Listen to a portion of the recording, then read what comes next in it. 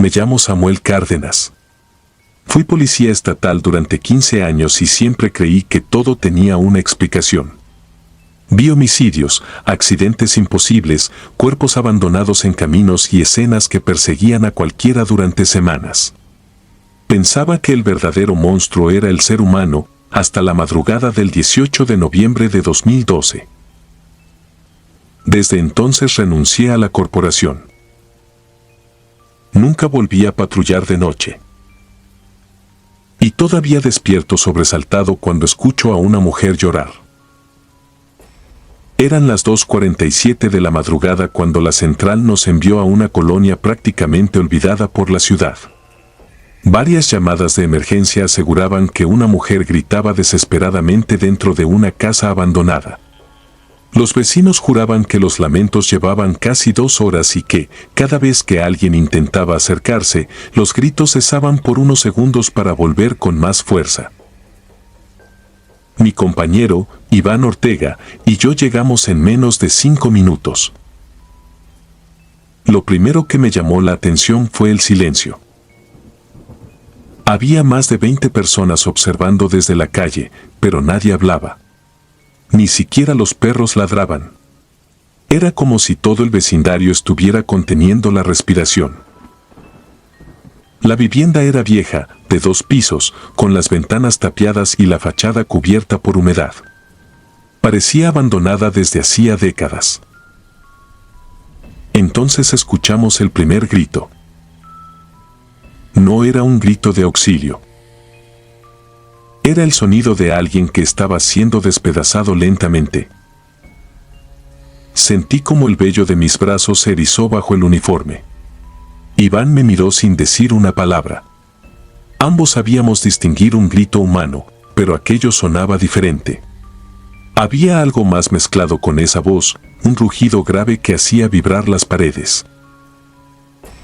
Ordenamos a todos que regresaran a sus casas. Cuando la calle quedó vacía, empujamos la puerta. No estaba cerrada. Se abrió sola. Adentro hacía un frío imposible. Afuera la noche era templada, pero dentro de aquella casa el aire parecía salir de un congelador. Nuestras linternas apenas atravesaban la oscuridad, como si la luz fuera absorbida por las paredes. No encontramos señales de que alguien viviera allí. Solo polvo. Basura. Muebles podridos. Y un olor insoportable a sangre vieja mezclada con tierra húmeda. El grito volvió a escucharse. Esta vez arriba. Subimos lentamente. Cada escalón crujía como si fuera a romperse bajo nuestro peso. Al llegar al segundo piso vimos un pasillo completamente vacío. Las habitaciones estaban abiertas. No había nadie. Sin embargo, seguíamos escuchando pasos. Pasos descalzos. Muy cerca de nosotros. Las linternas comenzaron a parpadear. Pensé que eran las baterías. Pero ambas fallaban exactamente al mismo tiempo. Entramos a la última habitación. El piso estaba cubierto por símbolos dibujados con una sustancia negra ya seca. Había docenas de velas derretidas, fotografías quemadas y figuras religiosas mutiladas. En una esquina descubrimos varias placas metálicas con nombres grabados. Todos correspondían a personas desaparecidas. Mientras fotografiábamos la escena, escuché una respiración detrás de mi cuello. Giré inmediatamente. No había nadie. Pero Iván había desaparecido. Solo habían pasado 2 segundos. Lo llamé desesperadamente. No respondió. Entonces escuché su voz. Venía desde debajo del piso. Golpeaba la madera mientras gritaba mi nombre. Intenté arrancar las tablas con una barreta que encontré en la habitación. Entre las rendijas vi una mano. Era la mano de Iván. Intenté sujetarla. En cuanto la toqué sentí un frío insoportable. La mano estaba completamente rígida. Sin vida. Retrocedí horrorizado. Las tablas comenzaron a levantarse lentamente por sí solas. Esperaba encontrar a mi compañero. Lo que salió fue otra cosa. Era una mujer extremadamente alta, con el cuerpo cubierto por jirones negros y la piel completamente estirada sobre los huesos. Su rostro parecía haber sido arrancado a golpes. Solo conservaba una sonrisa imposible que le llegaba hasta las orejas. No caminaba. Se deslizaba. Y detrás de ella comenzaron a salir decenas de manos humanas que emergían del suelo intentando sujetarme por los tobillos. Disparé toda la carga de mi arma. Las balas atravesaron aquella figura como si hubiera disparado contra humo. La criatura abrió la boca. Dentro no había lengua. Solo cientos de dientes humanos. El grito que salió de ella hizo estallar todas las ventanas de la casa. No recuerdo cómo logré escapar. Cuando llegaron las unidades de apoyo me encontraron inconsciente a media calle. Entraron más de 15 policías. No hallaron absolutamente nada. Ni símbolos. Ni velas. Ni fotografías. Ni rastro de Iván. Solo mi arma descargada. La investigación concluyó que mi compañero abandonó el servicio voluntariamente. Nunca acepté esa mentira. 3 meses después localizaron el cuerpo de Iván enterrado bajo los cimientos de esa misma casa. El informe forense determinó que llevaba muerto más de 30 años. 30 años. Sin embargo, yo había patrullado con él apenas unas horas antes. Su placa seguía asignada. Su expediente existía. Su fotografía continuaba en los archivos. Pero nadie en la corporación recordaba haber trabajado con un policía llamado Iván Ortega. Todos aseguraban que aquella madrugada yo había acudido solo. Pensé que estaba perdiendo la cordura. Hasta que un año después recibí por correo un sobre sin remitente. Dentro venía una fotografía tomada por la cámara corporal que llevaba esa noche. En la imagen aparezco apuntando con mi arma hacia el fondo de la habitación. Frente a mí estaba aquella mujer. Y detrás de ella había decenas de policías inmóviles de distintas épocas con los uniformes cubiertos de tierra. Todos tenían la misma expresión de terror. Todos me estaban mirando. Todos eran personas oficialmente desaparecidas desde hacía décadas. Lo último que vi antes de dejar caer la fotografía fue un detalle que jamás olvidaré. Entre ellos estaba yo. Vestía el uniforme ensangrentado. Tenía el rostro completamente pálido. Y sonreía exactamente igual que aquella cosa. La policía encontró mi casa abierta 3 días después. No había señales de violencia. Solo mi placa, mi pistola y un charco de lodo que comenzaba en la sala y terminaba frente al espejo del baño. Nunca encontraron mi cuerpo.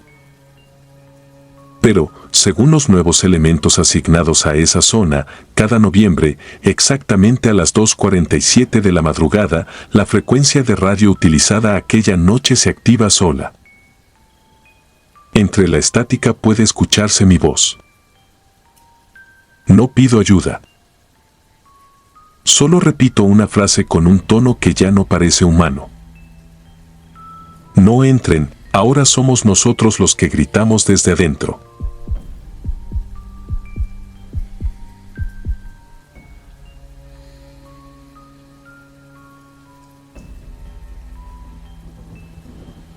Prefiero no decir mi nombre real. Todavía soy policía y, aunque han pasado varios años, hay cosas que uno no debería contar, menos cuando hay expedientes abiertos y familias destruidas de por medio. Solo diré que esto ocurrió en México, en 2017, durante un turno nocturno que hasta hoy sigue persiguiéndome. Esa noche patrullaba con mi compañero Iván en una colonia de calles angostas, casas viejas y lámparas fundidas. Hacía un frío raro, de esos que no vienen del clima sino de otra parte. La neblina bajaba tan espesa que la patrulla parecía avanzar dentro de una sábana húmeda. A las 12:43 recibimos el reporte. Una niña había llamado al número de emergencias. Dijo que su mamá estaba gritando en su cuarto, que no podía salir y que un señor con patas estaba dentro de la casa. Pensamos lo lógico, violencia familiar, un intruso, quizá alguien drogado. Llegamos en menos de 7 minutos. La casa estaba al final de una cerrada, con un portón oxidado y las ventanas tapadas con cortinas gruesas. La puerta se abrió antes de que tocáramos. Ahí estaba la niña, de unos 6 años, descalza, con el cabello pegado a la cara y los ojos llenos de lágrimas. Mi mamá está arriba, susurró. Dice que él ya vino por mí. No dijo más. Entramos con las armas listas. Desde el segundo piso se escuchaban golpes secos contra la pared, como si alguien azotara un mueble. Luego vino el grito de una mujer, tan fuerte que me dolió en el pecho. Subimos. El pasillo olía a humedad, cera quemada y algo podrido. En el último cuarto, una mujer gritaba suplicando que la dejaran en paz. Iván pateó la puerta y entramos. No había nadie más. La mujer estaba tirada en una esquina, con las uñas quebradas y sangre en la frente. Miraba hacia el techo como si algo estuviera colgado ahí, observándola. Le pregunté dónde estaba el agresor, pero ella solo repetía. No debieron entrar, ahora también los vio. Revisamos closet, baño, debajo de la cama. Nada. La única ventana tenía barrotes soldados. Entonces la puerta principal, abajo, se azotó con una fuerza brutal. La niña gritó. Bajamos corriendo. La encontramos debajo de la mesa del comedor, temblando. Intenté abrir la puerta para sacarla, pero no cedía. Era imposible. No tenía seguro puesto, aún así, parecía que alguien del otro lado la empujaba con todo su peso. La mujer bajó arrastrándose por la escalera, llorando, con la boca torcida de terror. Ya está aquí, dijo. Vino a cobrar. En ese momento las luces comenzaron a parpadear. El aire se volvió helado. Desde arriba se escucharon pasos, lentos, pesados, golpeando la madera. Pero no sonaban como zapatos. Sonaban como cascos. Iván apuntó hacia la escalera y gritó que saliera con las manos en alto. Nadie respondió. Solo bajó otro paso. Luego otro. Yo vi una sombra doblarse sobre la pared, demasiado alta para caber en la casa. Tenía algo parecido a cuernos, pero no era una figura clara, era como si la oscuridad tuviera huesos. La mujer chilló. Apenas dio un paso hacia nosotros cuando algo invisible la jaló de los tobillos. Cayó de espaldas y su cabeza golpeó cada escalón mientras era arrastrada hacia arriba. Intenté alcanzarla, pero una fuerza me empujó contra el barandal. Iván disparó, no sé si por miedo o instinto. La puerta del cuarto se cerró sola. Los gritos de la mujer comenzaron detrás de esa puerta. No eran solo gritos de dolor, eran gritos de alguien que estaba viendo algo peor que la muerte. Pateamos, disparamos la chapa, golpeamos con todo. Nada. La radio no funcionaba. Nuestros celulares tampoco. Entonces recordé a la niña. Bajé a buscarla y ya no estaba debajo de la mesa. Recorrí la sala con la linterna hasta que la encontré parada en la cocina. Ya no lloraba. Sonreía. Pero no como una niña. Sonreía como alguien que acaba de ganar. Oficial, dijo con una voz demasiado grave, mi mamá sí cumplió, pero se arrepintió. Sentí que la sangre se me bajaba a los pies. Iván llegó detrás de mí y quiso acercarse, pero lo detuve. Algo en esa niña ya no era humano. Sus ojos parecían más negros que la habitación. Arriba, los gritos se apagaron de golpe. Luego volvieron los pasos de cascos en la escalera. La niña volteó lentamente hacia arriba y extendió la mano, como si alguien la llamara. En la oscuridad apareció una extremidad delgada, torcida, con dedos largos y uñas como espuelas. Tomó su mano con una delicadeza horrible. La puerta principal se abrió sola. No fuimos valientes. Corrimos. Pedimos refuerzos desde la patrulla. Cuando llegaron, la casa ya tenía luz. Encontraron a la madre muerta en el cuarto, con el rostro congelado en una expresión que ningún perito pudo explicar. En la pared, escrito con sangre, había una frase: ella era el pago. Nunca encontraron a la niña. El padre declaró después que la mujer se había metido con gente extraña, que hacía rituales en esa casa y que hablaba de pactos para salir de la pobreza. Dijo que había intentado quitarle a su hija, pero nadie le creyó. Yo tampoco creía en esas cosas. Hasta que, 3 meses después, revisando mi uniforme viejo, encontré algo dentro de la bolsa de mi chamarra, una pulsera infantil, manchada de tierra, con cuentas rosas. Y junto a ella, doblado en 4, un papel escrito con letra de niña. Oficial, ahora usted ya sabe dónde vivo. Suscribirte y darle like ayuda mucho a este canal. Si ya has escuchado mi contenido antes, te ha gustado y estás disfrutando lo que escuchas en este sector, te agradeceré que presiones el botón de suscribirse. Sin más interrupciones, continuamos.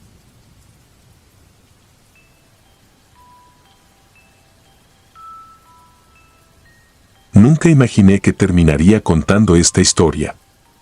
Durante más de 22 años trabajé como policía municipal y aprendí que hay cosas que simplemente no aparecen en los reportes. No porque uno quiera ocultarlas, sino porque nadie las creería. En la academia nos enseñan a enfrentar delincuentes, disturbios, homicidios y accidentes, jamás nos preparan para enfrentarnos a algo que parece existir desde mucho antes que nosotros. Lo que voy a contar ocurrió en octubre de 2011. Hasta hoy sigo soñando con aquella madrugada y, aunque estoy retirado, todavía hay noches en las que despierto convencido de que escucho unas alas enormes rozando el techo de mi casa. Mi compañero se llamaba Esteban. Era un hombre sereno, con 15 años de servicio, de esos policías que nunca perdían la calma. Si alguien podía mantenerse firme en cualquier situación, era él. Aquella noche patrullábamos el sector norte de la ciudad.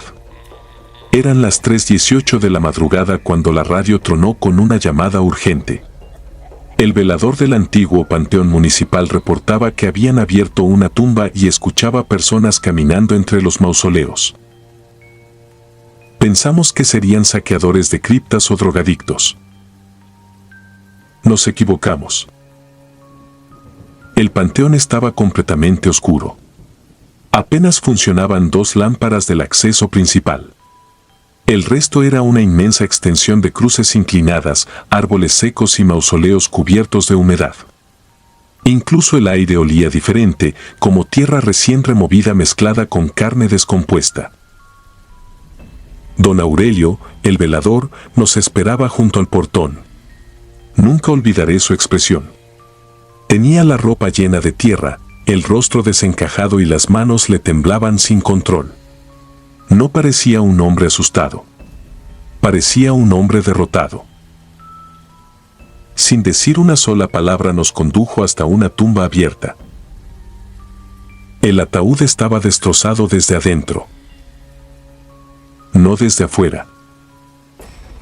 Las tablas aparecían astilladas hacia el exterior, como si algo hubiera empujado con una fuerza brutal para salir. El cadáver seguía allí, o lo que quedaba de él. Era un joven sepultado apenas 4 días antes. No tenía brazos. No tenía piernas. La cabeza permanecía unida al cuerpo, pero el cuello estaba girado casi por completo hacia la espalda. Lo peor eran las heridas. No había cortes. No existían marcas de herramientas. Las extremidades habían sido arrancadas de raíz. Los huesos sobresalían entre músculos desgarrados de una manera tan violenta que todavía hoy puedo recordar el sonido húmedo que hicieron mis botas al acercarme sobre la sangre mezclada con tierra. Mientras inspeccionábamos el lugar descubrimos algo imposible. Había huellas alrededor de la tumba. No eran de zapatos. Tampoco de animales. Parecían pies humanos, extremadamente largos, con 4 dedos terminados en garras. Seguimos aquellas marcas hasta la zona más antigua del cementerio. Conforme avanzábamos, el ambiente cambiaba. No había grillos. No había viento. Ni siquiera se escuchaban perros ladrando a la distancia. Era un silencio tan profundo que podíamos oír nuestra propia respiración. Entonces apareció el primer sonido. Una mujer riéndose. Muy despacio. Como si disfrutara vernos caminar hacia ella. Iluminé un enorme mezquite. Al principio no distinguí nada. Después vi 2 ojos reflejando la luz. Más arriba apareció un rostro. Era una anciana. Su piel parecía cuero seco. Tenía el cabello gris cubriéndole medio rostro. La boca estaba completamente abierta, mostrando dientes largos, amarillos y afilados. Sostenía un brazo humano entre ambas manos. Lo mordía lentamente. Escuchábamos perfectamente cómo los huesos se quebraban dentro de su boca. Cuando la alumbré directamente dejó de masticar. Sonrió. Y pronunció mi apellido. Sentí que el cuerpo entero se me helaba. Jamás había visto a esa mujer. Nunca antes había estado en ese cementerio. No existía forma de que conociera mi nombre. Esteban levantó su arma. Antes de que pudiera disparar, aquella cosa dobló las piernas hacia atrás como una araña, dio un salto imposible de más de 6 metros y desapareció entre las ramas superiores. Las copas de los árboles comenzaron a sacudirse violentamente. No por el viento. Algo enorme corría sobre ellas. De pronto decenas de aves negras emprendieron el vuelo. Pero una era distinta. Muchísimo más grande. Sus alas podían medir más de 3 metros. Mientras cruzaba sobre nosotros pude distinguir perfectamente un rostro humano pegado a aquel cuerpo de ave. Era la misma anciana. Solo que ahora seguía riéndose. No tuvimos tiempo de reaccionar. Otra carcajada sonó detrás. Volteamos. Había una segunda mujer. Era mucho más alta. Extremadamente delgada. Tenía la piel gris y los brazos tan largos que casi arrastraban por el suelo. En sus manos sostenía la pierna del cadáver como si fuera un juguete. Nos observó durante unos segundos. Después comenzó a caminar hacia nosotros. No corría. No hacía ruido. Pero cada paso parecía acortar 10 metros de distancia. Disparamos.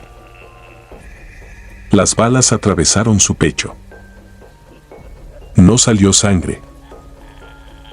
Solo una nube negra, como humo. Entonces desapareció. Don Aurelio comenzó a gritar desesperadamente. Lo encontramos arrodillado frente a una tumba. Se golpeaba la cabeza mientras repetía una sola frase. Ya despertaron otra vez. Intenté levantarlo. Fue inútil. Algo descendió desde el árbol detrás de nosotros. No lo vimos caer. Solo escuchamos el golpe. Esteban alcanzó a girarse.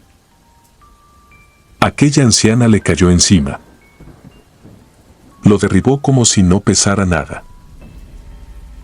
Escuché sus gritos. Los peores gritos que he oído en toda mi vida. Corrí para ayudarlo, pero aquella cosa ya le había arrancado un brazo con una facilidad espantosa. No utilizando las manos. Lo hizo con los dientes. El sonido del hueso partiéndose todavía me despierta por las noches. Disparé una y otra vez. Las balas parecían atravesarla sin causarle daño. La segunda criatura descendió desde el techo de un mausoleo y sujetó a Esteban por las piernas. Entre las dos comenzaron a despedazarlo vivo. Mi compañero todavía respiraba. Todavía me veía. Extendía su única mano suplicándome ayuda.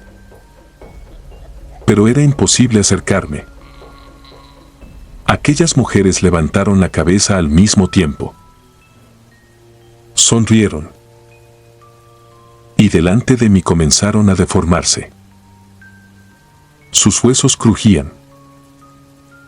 Los brazos se transformaron en alas cubiertas de plumas negras. Las piernas se doblaron hacia atrás. El cuello giró completamente. En menos de 10 segundos ya no había mujeres. Había 2 enormes aves negras con rostros humanos. Sujetaban entre sus garras los restos de Esteban. Después alzaron el vuelo. Desaparecieron sobre la oscuridad mientras seguían riéndose. Nunca encontramos el cuerpo completo de mi compañero. Solo apareció su placa, su pistola doblada como si hubiera sido hecha de plástico y parte de su mandíbula enterrada junto a una tumba sin nombre. La investigación concluyó que había sido víctima de animales salvajes. Mentira. Yo vi quiénes fueron. Nadie quiso escucharme. Don Aurelio desapareció 2 semanas después. Jamás encontraron ni un solo rastro de él. Pedí mi cambio inmediato y, años más tarde, renuncié. Pensé que todo había terminado. Hasta hace 3 noches. Mi nieta de 8 años despertó llorando. Me dijo que 2 mujeres estaban sentadas sobre el mezquite del patio. Que una de ellas sostenía el brazo de un policía. Y que la otra le sonreía mientras le decía: ya es tiempo de terminar lo que dejamos incompleto aquella madrugada. Anoche encontré la ventana de mi habitación abierta. Sobre mi almohada había una sola pluma negra. Y debajo de ella, la placa de Esteban. Limpia. Sin una sola mancha de óxido. Como si alguien acabara de dejarla allí. No pienso dormir esta noche. Porque hace apenas unos minutos, mientras escribía estas últimas líneas, escuché algo caminar sobre el techo. No eran pasos. Eran garras. Y después, 2 carcajadas de mujer, exactamente iguales a las que escuché en aquel panteón hace 15 años.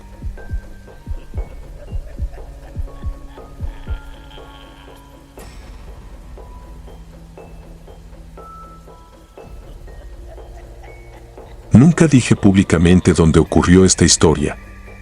Fui policía preventivo durante casi 30 años en el norte de México y aprendí que existen escenas del crimen que no abandonan a un hombre aunque envejezca. Algunas regresan en sueños. Otras, cuando escuchas un trueno en medio de la madrugada. Pero hay una, solo una, que todavía me hace revisar 2 veces que la puerta de mi casa esté cerrada antes de dormir. Sucedió en octubre de 2003. La lluvia caía con una fuerza brutal. Los relámpagos iluminaban las calles apenas por un segundo y luego todo volvía a quedar sumido en una oscuridad espesa. Mi compañera, Verónica, y yo llevábamos varias horas patrullando cuando la central nos envió a una vivienda donde una mujer pedía ayuda desesperadamente. Apenas lograba hablar entre los gritos. Solo repetía una frase. Vengan, por favor, ya no es mi sobrina. No imaginábamos lo que nos esperaba. La casa estaba al final de una calle sin pavimentar. La electricidad fallaba constantemente y los árboles se doblaban por el viento. Apenas bajé de la patrulla sentí un olor extraño, una mezcla de humedad, tierra mojada y algo metálico que reconocí de inmediato por mi trabajo. La puerta principal estaba abierta. Una mujer salió corriendo completamente alterada. Tenía las manos cubiertas de manchas oscuras y lloraba de una manera que jamás había visto. No gritaba por miedo, gritaba por culpa. Entramos. El silencio dentro de aquella casa era insoportable. Los paramédicos llegaron casi al mismo tiempo que nosotros.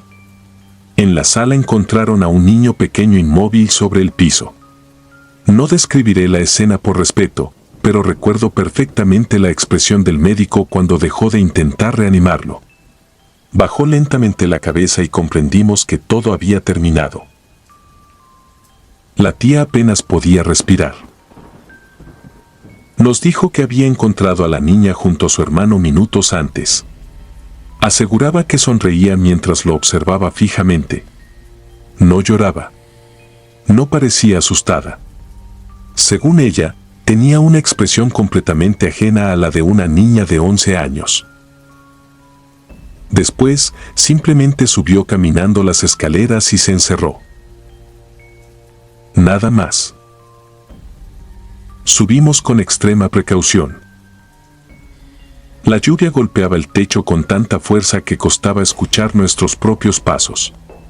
Al llegar al pasillo vimos que debajo de la puerta del dormitorio salía una tenue luz amarilla. Verónica llamó varias veces. Nadie respondió. Cuando intenté abrir, escuchamos una carcajada. No era una risa infantil. Era la risa profunda de un hombre anciano. Los dos nos quedamos inmóviles. Pensamos que alguien retenía a la niña dentro del cuarto. Forzamos la puerta. Lo que encontramos sigue apareciendo en mis pesadillas. La niña estaba sentada dentro del closet. No lloraba. No respiraba agitadamente. Solo sonreía. Tenía la cabeza inclinada de una forma antinatural y nos observaba sin parpadear. Revisé el cuarto completo. Debajo de la cama. Dentro del baño. Detrás del closet. No había absolutamente nadie. Sin embargo, la habitación estaba varios grados más fría que el resto de la casa. Mientras Verónica intentaba hablar con ella, vi algo que jamás logré explicar. Sobre el espejo del tocador comenzaron a aparecer lentamente unas líneas, como si alguien escribiera desde el otro lado del vidrio. No eran gotas. No era humedad. Las palabras se formaron frente a nosotros. Ya los vio. Sentí un escalofrío recorrerme la espalda. En ese mismo instante la niña levantó lentamente la cabeza. Su sonrisa desapareció. Y comenzó a reír. Era exactamente la misma voz grave que habíamos escuchado detrás de la puerta.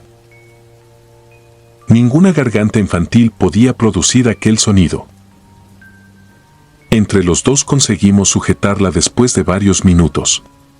La fuerza que tenía era absurda.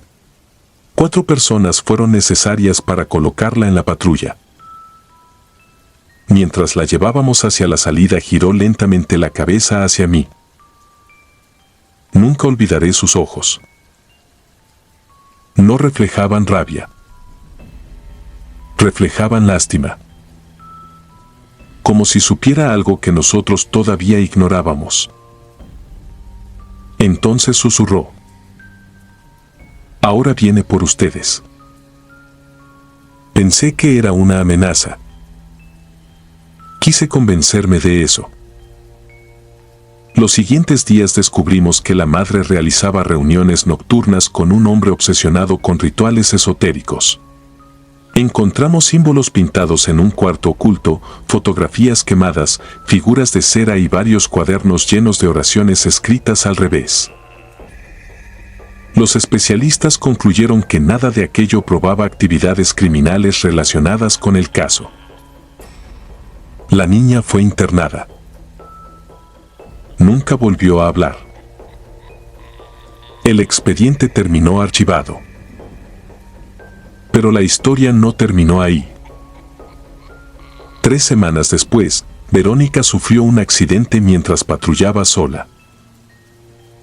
Su patrulla apareció estrellada contra un puente. El motor estaba apagado. Las llaves seguían en su bolsillo. No había señales de frenado. Los peritos jamás pudieron explicar cómo el vehículo terminó destruido en ese lugar. Asistí a reconocer su cuerpo. Mientras esperaba afuera del anfiteatro, uno de los agentes me entregó una bolsa con las pertenencias recuperadas. Dentro venía una libreta. Era la libreta de la niña. La abrí por curiosidad. Todas las hojas estaban en blanco, excepto la última. Había un dibujo hecho con lápiz. Era una patrulla. Dentro iban 2 policías. Uno tenía el rostro completamente tachado. El otro estaba dibujado con muchísimo detalle. Era yo. Debajo solo había una fecha. La del día siguiente. No regresé a mi casa esa noche. Dormí en la comandancia acompañado por otros compañeros. A las 3 de la madrugada comenzaron a sonar todas las radios al mismo tiempo. Nadie hablaba. Solo se escuchaba una respiración lenta, seguida de aquella misma risa grave. La electricidad del edificio se fue durante casi un minuto. Cuando las luces regresaron, uno de los oficiales me encontró sentado frente al escritorio, incapaz de moverme. No recuerdo nada de esos 60 segundos. Solo recuerdo haber despertado con las uñas llenas de sangre. La sangre era mía. Había escrito sobre la pared, sin darme cuenta, una frase una y otra vez. Ya los vio. Ya los vio. Ya los vio. Solicité mi retiro meses después. Han pasado más de 20 años. Nunca volví a entrar a una patrulla. Nunca tuve hijos. Y jamás volví a dormir una noche completa. Porque algunas madrugadas despierto exactamente a las 3:13. Abro los ojos. Y siempre encuentro las marcas de unas pequeñas manos húmedas sobre el vidrio de mi ventana, aunque vivo en un segundo piso y afuera no haya absolutamente nadie.